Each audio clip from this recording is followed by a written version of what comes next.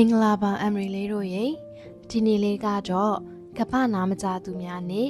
World Dead Day လေးပဲဖြစ်ပါတယ်ဒီနေ့လေးဟာဆိုရင်တော့အကြားအယုံမတန်ဆွမ်းသူများရဲ့လှုပ်ရှားမှုနဲ့အခွင့်အရေးများအတွက်ဂုဏ်ပြုထုတ်ဖော်ပေးတဲ့နေ့တစ်နေ့လေးလည်းဖြစ်ပါတယ်ဒါကြောင့်အမ်ရီလေးတို့ကိုဒီနေ့လေးနဲ့ပတ်သက်တဲ့အကြောင်းအရာတချို့ကိုမျှဝေပေးသွားမှာပဲဖြစ်ပါတယ်ကပ္ပနာမကြသူများနဲ့ World Dead Day ကိုနှစ်စဉ်စက်တင်ဘာလ၏နောက်ဆုံးသတင်းကွန်နေ့အတွင်းကမ္ဘာတဝန်းလုံးကအကြားအယုံမတန်ဆွမ်းသူများအတွက်ကျင်းပပေးကြပါတယ်။ဒီနေ့ကနာမကြားသူများရဲ့လွတ်လပ်ခွင့်၊ယဉ်ကျေးမှု၊စွမ်းရည်နဲ့အခွင့်အရေးများကိုအလေးထားအသိပညာပေးရန်နဲ့အကြားအယုံမတန်ဆွမ်းသူများကြုံတွေ့နေရတဲ့ပြဿနာနဲ့အခက်အခဲတွေကိုအစိုးရမဟုတ်သောအဖွဲ့အစည်းများနဲ့လူထုအားလုံးပူးပေါင်းပါဝင်ဖြည့်ရှင်းဆောင်ရွက်ဖို့တိုက်တွန်းနှိုးဆော်ရန်ဖြစ်ပါတယ်။ကမ္ဘာနာမကြားသူများနေ့ကို1958ခုနှစ်မှာကမ္ဘာနာမကြားသူများအဖွဲ့ချုပ် World Federation of the Deaf WFD ကစတင်၍ကမ္ဘာတဝန်းလုံးရှိအကြားအယုံမတန်ဆွမ်းသူများ၏အခွင့်အရေးများယဉ်ကျေးမှုနှင့်လက်သင်္ကေတပြဘာသာစကား Sign Language ကိုလူထုပတ်ဝန်းကျင်မှာပုံမသိရှိစေလာရန်ရည်ရွယ်ပြီးဒီနေ့လေးကိုထိန်းသိမ်းမြင့်တင်ခဲ့တာပဲဖြစ်ပါတယ်။ကမ္ဘာနာမကြားသူများနေ့ရဲ့အဓိကရည်ရွယ်ချက်တစ်ခုမှာ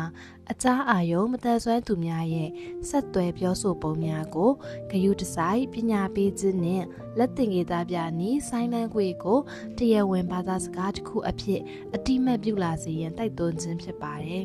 ။အကြားအာယုံမတန်ဆွမ်းသူများဟာပညာရေးအလုပ်အကိုင်ကျန်းမာရေးနဲ့လူမှုဝန်ဆောင်မှုများရရှိရေးတွင်အခက်အခဲတချို့ကိုကြုံတွေ့နေကြရဆဲပါကမ္ဘာနာမကြားသူများနေ့သည်နာမကြားသူများအတွက်ပုံမတန်းတူအခွင့်အရေးများလိုအပ်သောဝန်ဆောင်မှုများနှင့်အခွင့်အရေးများရရှိစေရန်ရည်ရွယ်ထားပါတယ်အကြားအယုံမတန်ဆွမ်းသူများအတွက်သူတို့ရဲ့ယဉ်ကျေးမှုနဲ့အမှုပညာဆိုတာကအလွန်တန်ဖိုးရှိတဲ့အရာတစ်ခုပါ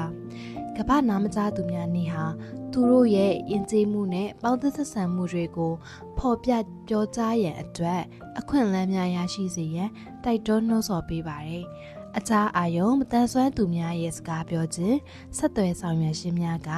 ပေါင်းသင်းဆက်ဆံမှုမြင့်တင်သည့်ဥတီချက်တစ်ခုဖြစ်ပါတယ်။လက်သင်္ကေတပြနည်းများကိုအပြည်ပြည်ဆိုင်ရာအဆင့်တွင်လက်ခံလာက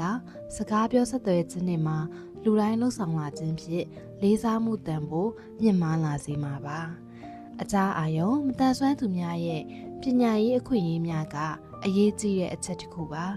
ကျောင်းများတွင်လက်သင်္ကေတပြနည်းများဖြင့်စာသင်ကြားမှုများထည့်သွင်းခြင်းနည်းပညာအသုံးပြုမှုများကွန်ပျူတာသုံးဆောင်မှုများအတွက်ဝန်ဆောင်မှုကောင်းမွန်စွာအပြည့်အဝပေးရန်အကောင့်ထဲပေါ်သင့်ပါသည်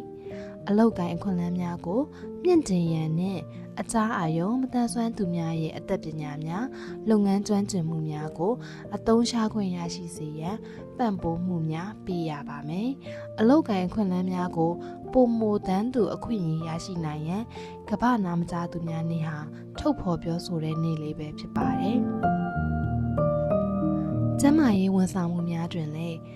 တက်ကြွပါဝင်ဆွေးနွေးလာနိုင်ဖို့အတွက်လက်သင်္ကေတပြနည်းဖြင့်စကားပြန်များထားရှိရန်လိုအပ်ပါတယ်။အကြားအာယုံမတန်ဆွမ်းသူများနှင့်ပြောဆိုဆက်သွယ်ရန်လိုအပ်ပါက